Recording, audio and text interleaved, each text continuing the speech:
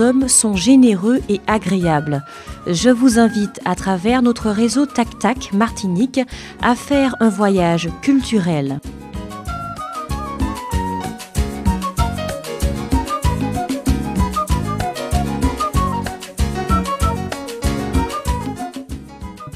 Accordez-moi un instant pour vous présenter notre totem dont le réseau porte son nom, Tac Tac.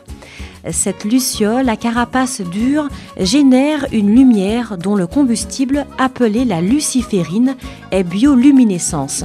Aucun impact sur l'environnement.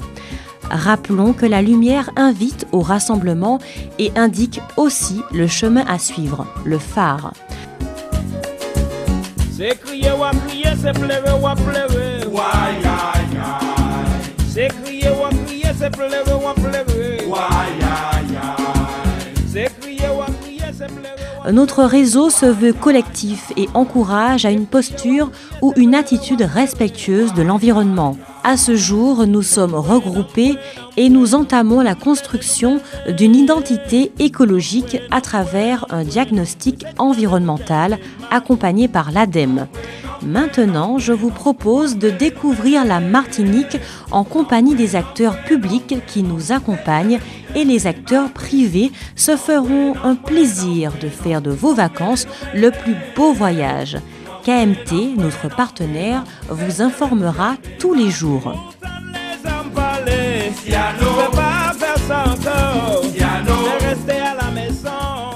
Pour commencer notre tour des institutions, j'ai rendez-vous avec Karine Ouakami, la présidente du CMT, le Comité martiniquais du tourisme. Cette patronne du tourisme à la Martinique œuvre chaque jour pour faire de notre île la destination touristique incontournable. Karine Ouakami, bonsoir. Bonsoir Catherine. Alors, en quoi consiste votre mission ? La mission du CMT est multiple, elle ne se réduit pas qu'à une seule mission, puisque nous devons effectivement faire de la promotion sur les marchés extérieurs, que ce soit en France, en Europe, aux États-Unis ou partout dans le monde où nous jugerons utile d'être présents. Et puis également travailler à ce que l'attractivité de la Martinique soit plus développée et soit également connue. Et nous travaillons sur des dossiers de développement, puisque nous accompagnons les porteurs de projets touristiques. La pluie a tombé, qu'a glissé dans chez moi, chaque poussée en poignard. Donc on va parler maintenant du nord de la Martinique. Comment voyez-vous celui-ci en termes d'attractivité touristique ? Alors, contrairement à des idées préconçues, comme quoi le nord de la Martinique est totalement délaissé des touristes, bien au contraire, c'est l'un des plus beaux joyaux que la Martinique ait à offrir, de par son histoire, de par la montagne Pelée, de par l'Anséron, de par les épaves qu'il y a dans la baie de Saint-Pierre, de par des distilleries de renom. Donc, véritablement, nous avons des trésors, mais qui pour l'heure ne sont pas encore assez connus du public, et je dirais même tout d'abord du public martiniquais, et également de nos visiteurs. Donc, il y va de notre rôle au Comité martiniquais du tourisme de mieux accompagner les acteurs du tourisme qui aujourd'hui tentent de se fédérer, et là est tout notre rôle également de les aider à se fédérer pour mieux communiquer.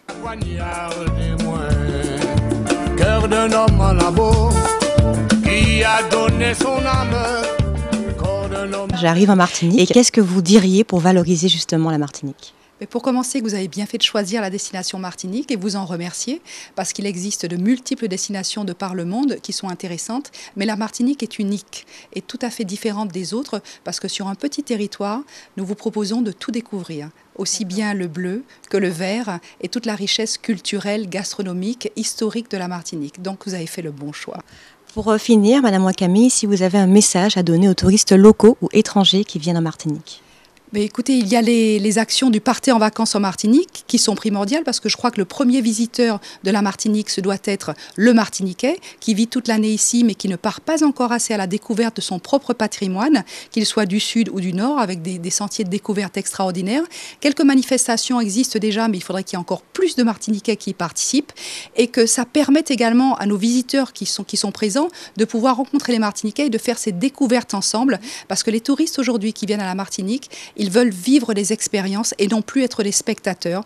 Donc de participer à toutes les marches, notamment les randonnées qui sont organisées à la Martinique, de venir tirer la Seine dans le nord, c'est superbe d'aller tirer la Seine au Carbet ou à Saint-Pierre.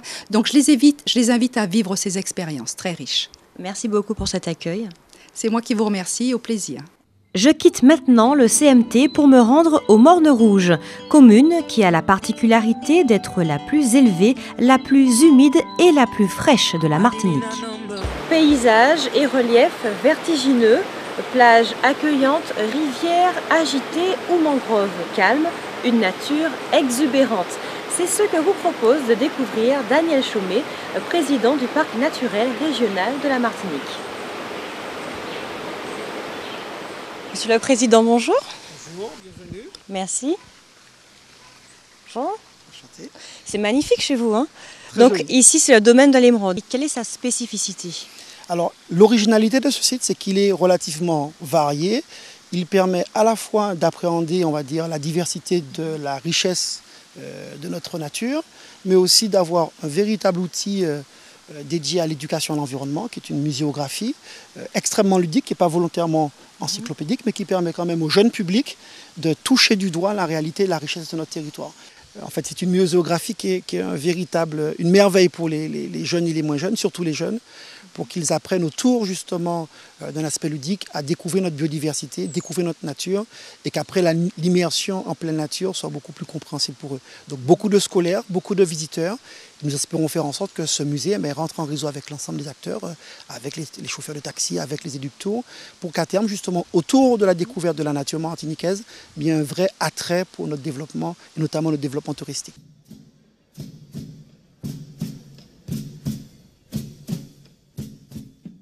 S'il y a un message que vous auriez souhaité dire aux touristes locaux ou étrangers qui ne connaissent pas ces sites, en tout cas celui-ci. Alors à tous ceux qui visitent la Martinique, qu'ils soient du pays ou d'ailleurs, c'est que pays est belle.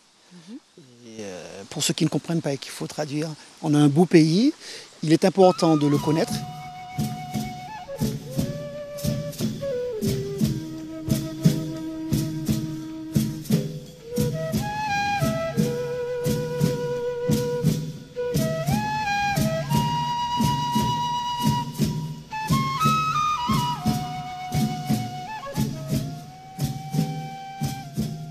Merci beaucoup, Monsieur le Président. Heureusement que vous êtes là pour préserver notre environnement. Et puis, je vous souhaite en tout cas bonne chance pour la suite. Merci. Merci à vous, mais je ne suis que le modeste représentant d'une institution qui rend depuis bien longtemps service. C'est déjà pas mal, c'est déjà pas mal. Merci beaucoup. Merci encore. Au revoir. Au revoir et bon retour. Merci.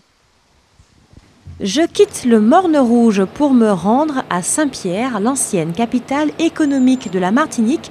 Et c'est là que s'arrêtera la première partie de mon thème des institutions du réseau Tac-Tac.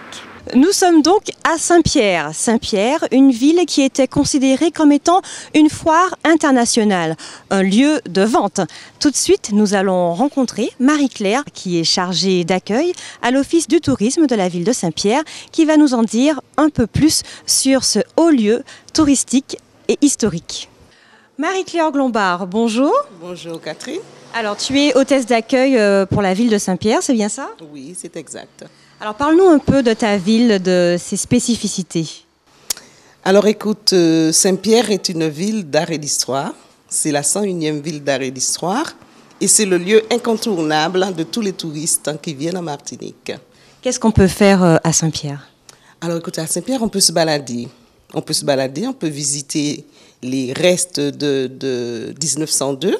On peut visiter avec le petit train. On peut visiter à pied. On peut aller au musée. Au musée, nous avons des guides qui vous relatent l'histoire de la ville avant, après et même maintenant, de ce qui s'est passé à Saint-Pierre. Nous avons également le Centre de découverte des sciences et de la Terre, qui est un bâtiment récent, construit par Assismic, un très beau bâtiment en face de la montagne Pelée.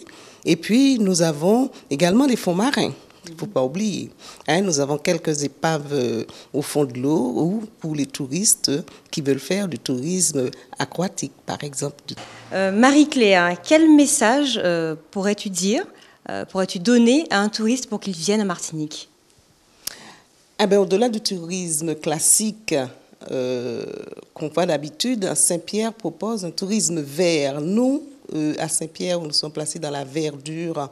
Nous proposons également des randonnées. Nous proposons la visite de la montagne Pelée. Nous avons la montagne Pelée dans le nord, où, avec un climat extraordinaire, parce que nous avons ici en Martinique notre microclimat. Donc nous proposons aux touristes de venir voir autre chose que le tourisme normal, la plage, le bord de mer, mais de voir un petit peu la belle verdure que nous avons sur Saint-Pierre. Merci beaucoup Marie-Claire. Et puis j'espère qu'il y aura énormément de touristes qui viendront visiter la ville magnifique de Saint-Pierre. C'est avec plaisir que nous allons les accueillir à Saint-Pierre. Mon tour des mairies continue. Donc là, je suis à Ajoupa-Bouillon, où je vais rencontrer le maire de cette magnifique commune particulièrement fleurie, Monsieur Maurice Bonté. Je vous dis à tout de suite. Pouvez-vous nous parler un peu plus de votre commune? Un territoire qui est assez vaste en superficie, donc que ce soit côté ouest ou encore côté nord ou côté sud, c'est vrai qu'il y a de très grands plateaux plantés pour du vivrier, des plantes vivrières. C'est très étendu, donc forcément, ce que vous voyez en traversant Ajoupa, ce n'est pas ça du tout. Donc forcément, il faut y venir pour savoir effectivement ce que c'est. Une commune fleurie, parce que, bon, en fin de compte, c'est une politique que nous avions chez nous, hein, c'est-à-dire que faire de telle sorte que cette commune qui est au pied de la montagne Pelée, avec une température relativement fraîche des fois. Pour quelqu'un comme moi qui ne connaît pas particulièrement Ajoupa-Bouillon, mais je vais y remédier, ne vous inquiétez pas, qu'est-ce que je peux y faire? C'est le calme qui existe et puis naturellement le cadre de vie que nous essayons de soigner du mieux possible. Aujourd'hui, on est en train de revoir un peu la frontière entre Ajoupa-Bouillon et la ville de Basse-Pointe, c'est-à-dire le pont de la Falaise que nous avons fait rénover puisque c'est un ancien pont avec une architecture vraiment particulière. Merci beaucoup Maurice Bonté. Bonne journée à vous. À vous aussi. Allez, salut. Au revoir. Au revoir.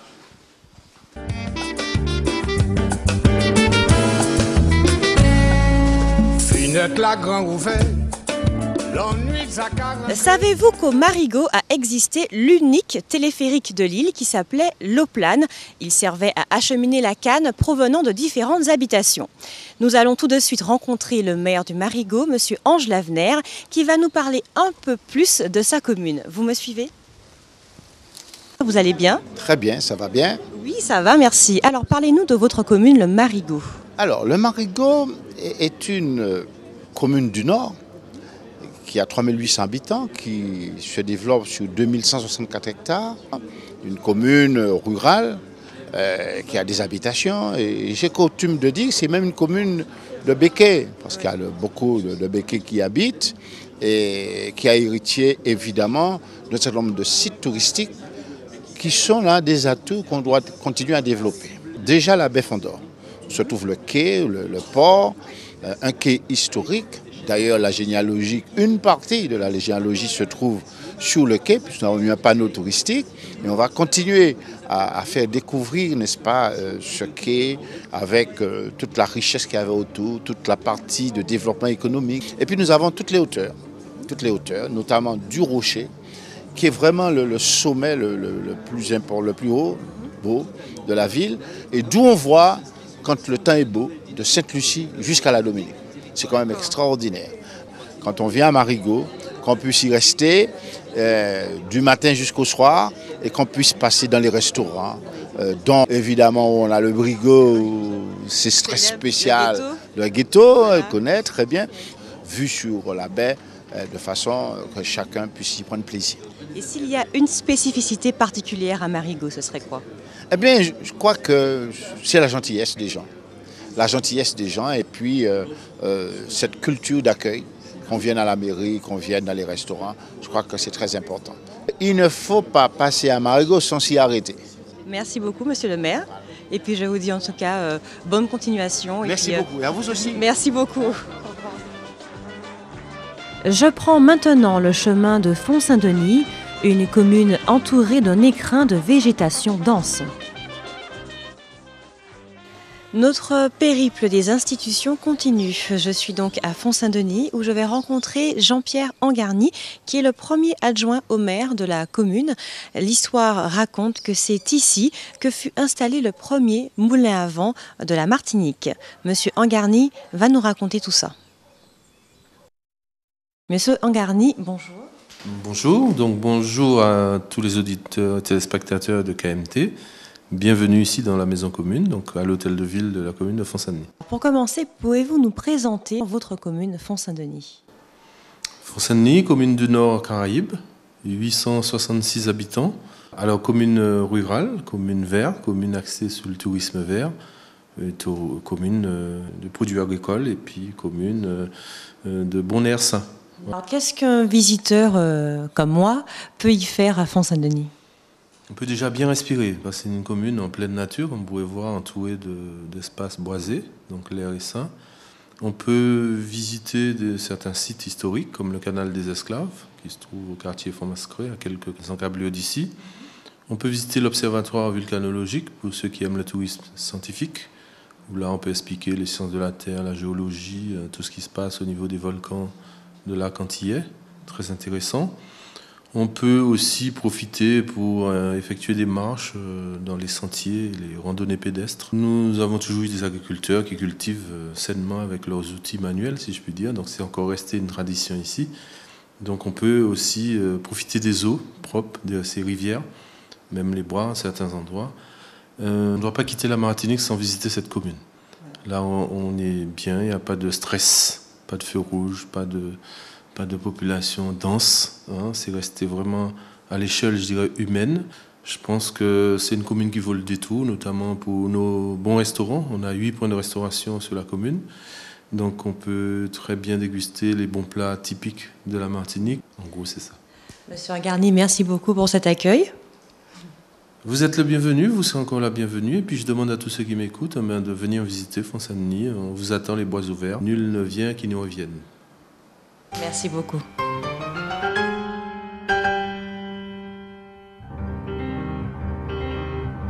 Je suis au Morne-Vert où je vais rencontrer Lucien Salibert qui est le premier adjoint au maire de la commune du Morne-Vert. Il faut savoir que c'est une charmante commune qui a 2000 habitants environ. Et puis pour la petite histoire, c'est là où a été élue la première femme maire de France. Lucien Salibert va nous en dire un peu plus.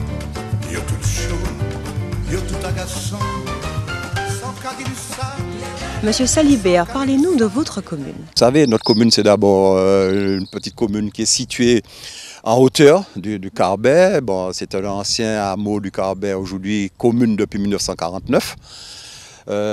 Située au pied des pitons du Morne-Vert. C'est une commune aussi où vous pouvez encore faire de l'escalade, vous pouvez faire des remontées de rivières. Nous avons des randonnées qui sont exceptionnelles. C'est une commune aussi où on pratique encore l'agriculture traditionnelle parce qu'il y a une multitude de petites exploitations qui approvisionnent toute la Martinique en essence, en maraîcher, en vivrier, etc. Justement, moi qui suis une visiteuse, qu'est-ce que je peux y faire? Vous avez parlé de balades. Quelles sont les balades exactement?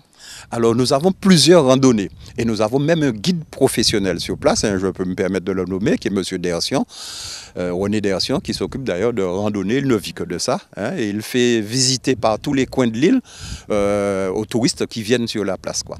Maintenant, si vous ne voyagez pas avec lui, vous pouvez toujours venir et prendre les chemins communaux, par exemple pour aller par exemple à la forêt d'Attila.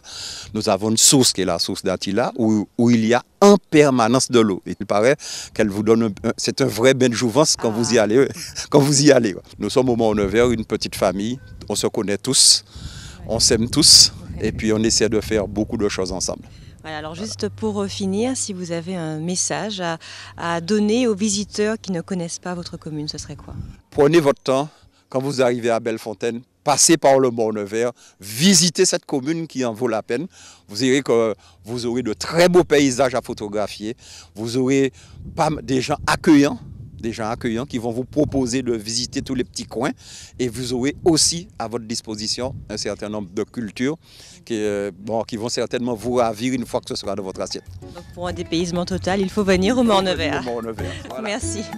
Merci. Après le Morne-Vert, c'est au Prêcheur que se termine mon voyage au cœur des institutions du réseau Tac-Tac.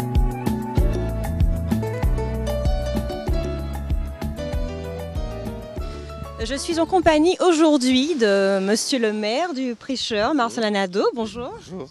Alors, il est le responsable de 1700 âmes qui sont prêtes à vous accueillir pour vos prochaines vacances. Monsieur le maire, un petit mot. Bienvenue au Prêcheur, on ne fait que vous attendre.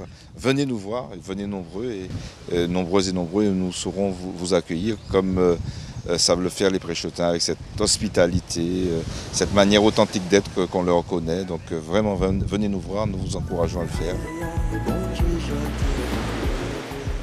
Parlez-nous un peu de votre ville. Qu'est-ce que vous avez à offrir aux touristes? Je crois que c'est une ville formidable, faite d'authenticité, de nature, beaucoup de nature, et de mémoire aussi. On est une ville avec un passé historique riche, et c'est une commune aussi qui est riche en patrimoine naturel. Nous osons le mot capital naturel. Je crois qu'en biodiversité, nous avons l'une des forêts les plus belles. Quelle est la particularité justement de la ville du Prêcheur? Moi, c'est cette liaison nature-culture. Et aussi la capacité du Prêchotin à être hospitalier, une sorte d'hospitalité, une authenticité qui peut être aussi, je crois, un élément très fort d'attractivité. Pourquoi? Parce qu'aujourd'hui, les gens ne recherchent pas en fait l'uniformité, les gens recherchent l'altérité, enfin la différence. Je crois que c'est fondamental. Quelqu'un qui vient de l'extérieur, il ne va pas vouloir retrouver ce qu'il voit chez lui, ça n'a pas de sens. S'il veut partir, c'est qu'il cherche le dépaysement. Et nous devons offrir le dépaysement aux gens qui viennent de l'extérieur. Mais ce qui fait la force de ce pays, c'est sa richesse. Et je me souviendrai toujours qu'à l'époque de la troupe théâtrale Jean Gosselin, il avait recruté, entre guillemets, quelques comédiens haïtiens qui étaient venus nous voir et qui étaient frappés justement par la rapidité avec laquelle on pouvait passer d'un paysage à un autre, d'une topographie à une autre, etc. Donc c'est un pays qui est c'est vrai, on est un pays, mais c'est un pays qui est divers aussi dans son unité. Et c'est ce qui fait sa force. C'est-à-dire avoir en fait différents climats, différents microclimats, différentes végétations. Et aussi, pourquoi pas, différents comportements, différentes manières d'être dans le pays. Mais c'est ça qui fait sa force. Je ne crois pas à l'uniformité, je crois à la force de la différence. Et c'est pas parce qu'on est petit qu'on n'a pas cette dimension, comme on dit, diverselle, pour reprendre un terme propre notamment aux écrivains de la créolité. Pour finir, un mot pour les visiteurs étrangers ou locaux qui veulent venir vous rendre visite. Venez à Martinique d'une part, parce que c'est mon pays, après tout je ne pratique pas l'esprit de clocher. Venez dans le nord, c'est essentiel, parce que c'est une partie fondamentale du pays. Et puis bien sûr, venez au Prêcheur, vous voyez comme on est bien ici à Lanceron, mais il y a aussi Lens-Couleuvre, il y a la Grande Savane, il y a aussi les campagnes du Prêcheur. Merci beaucoup. C'est moi, merci. Ne manquez pas les reportages de KMT pour une Martinique autrement, proposés par Tac-Tac Martinique, à suivre demain et tous les jours à 6h45, 19h et 22h35.